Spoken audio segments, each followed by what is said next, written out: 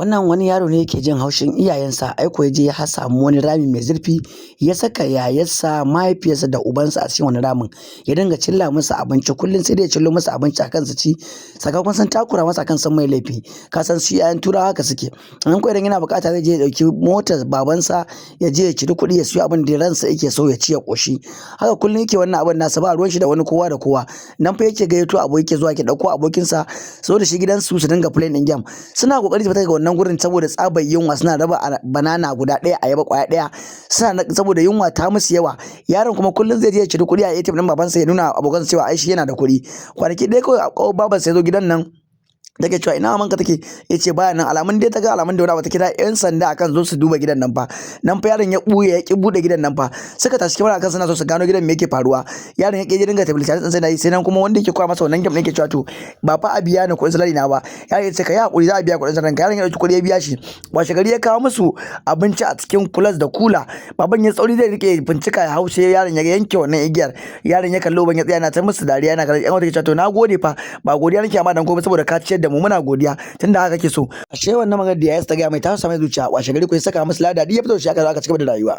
Wannan wani sarki ne yana zaune sai ga wani ƙwaro ya hau hannunsa. Wannan ƙwaron na hawa hannunsa kawai sai dinga alamu, ya kawo shi gida, yana kawo gida sai ya sa microscope sai ga wannan ƙwaron yana shan jinin hannunsa.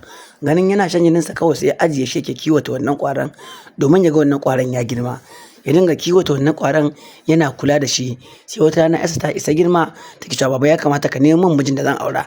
Ya ce kar ki samu damuwa, zan nemi miki mijin da zaki aura. Nan fa ya fara kawo abun yana fara cin nama, ya fara cin ɗanyen nama yana bashi yana ci. Nan fa abin sai ya kamu da rashin lafiya.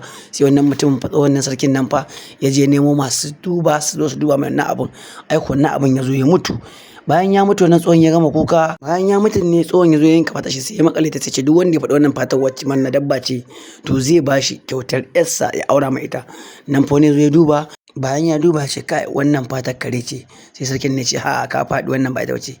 Sai ga wannan ya zo shi ma da ɗan gilas ɗinsa ya leƙa, yarinyar sarkin yarsa tana ta kallon sa, ya ce wannan fatar kare ce. Shi ma ya ce a wannan ba ita bace.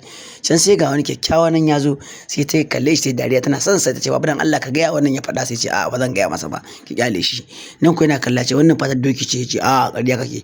Sai ga wani mummuna nan ya zo yana kalla ta, yarinya ta cikule, ai ko da shi nawa kawai ya ce fatar kukuca ce.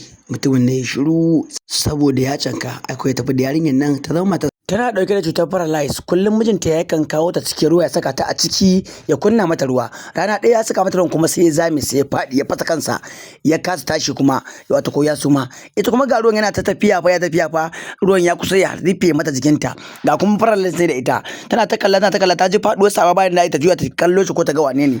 Nan fa ta fara kokari bai ta buɗe ƙasar ruwan inda ruwan zai samu ya zuba, ruwan kai ya rufe mata baki da hanci. Ruwan in ya tafiya a hankali ta sa kafarta a hankali tana motsa, ta tsinke wannan abin da ta buɗe nan gurin. Ta ɗaga kaɗan kenan sai abin ya tsinke daga jiki. Nan fa saka ta tsaya aka bai ta buɗe ba. Nan fa ta ce to yanzu ya za ta yi kenan. Tana cikin ruwan nan gashi ruwa kuma ya rufe mata hanci, ya rufe mata ido da fuska fa. Ta sa hannunta ɗan ƙarami tana ɗan jan abu saboda movement ɗin hannunta dai a hankali take yin sa. Tana so ta ja abin domin ta kulla wannan ruwan da yake zubowa. Gashi tana jin sa a hankali, gashi ta samu tana jin sa a hankali, gashi kuma ruwa ya rufe mata hanci fa. Yanzu saura idan ta fa ruwan zai rufe fa yanzu fa. Gashi idan ta rufe mata ruwa kenan fa. Ta fara tana kokari gashi ruwan fa iya ta tafiya. Gashi ta rufe ta kashe ruwan. Bayan ta kashe ruwan kuma fa to sauran kuma kasan da gurin take so ta bude inda ruwan zai dinga zuba, saboda ruwan ya zuba daga ciki, saboda ruwan ya riga ya shanye ta. To sai ta daki abin da karfi da kafarta, tana da kako gurin nan ya bude sai ko ta rayu. Ruwan ya bude, ruwan ya zube gaba daya, ta fara shan iska. To bayan ta zama shan iska daga nan fa sai ta fara ganin hannunta yana motsa fa. Da tana cutar paralysis, yanzu gashi jikinta ya fara motsa, hannunta ya fara motsa. Sai ta kama ta dan hawo sama domin ta leka ta ga mijin nata wanda ya faɗi nan yana nan gurin. Bayan ta duba ta gani sai ta ga ya tashi baya wannan guri. Ta duba ta ga bata ga kowa a gurin ba. To in dai har zai iya tashi daga wannan gurin ya tafi, me yasa bai cece ta ba da take cikin wannan ruwan. Nan ba ta dinga tana wannan abu, nan ta jikinta kuma ba kwari saboda ka san mutum mai paralyze. Nan ta rike abu ta jaye ta fado ƙasa saboda me jikinta dai ya samu sauki sakamakon farar inda take cikin ta warware daga wannan cutar take damunta. Ta dauki waya za ta kirawo yan sanda a waya, ta daga ta ga bata komai ba. Sai ta ga kaman shadow yana dan motsa ciki, sai ta zo ta leka kenan, ta zo ta leka ta ga me yake faruwa. Nan fa ta leka ta ga gani ina mijin nata yake. Sai ta karyi madubi a cikin gilas. Bayan ta karyi madubin nan sai take so ta haska ta gani, sai ta ga ashe labule ne yake kadawa, ba kowa a wannan gurin nan. Ta ga ashe labulen ɗakin ne yake kadawa. Nan fa to kana take so bar ta duba ta ga ina mijinta yake domin ta tabbatar cewa shine ya so ya kashe ta koya.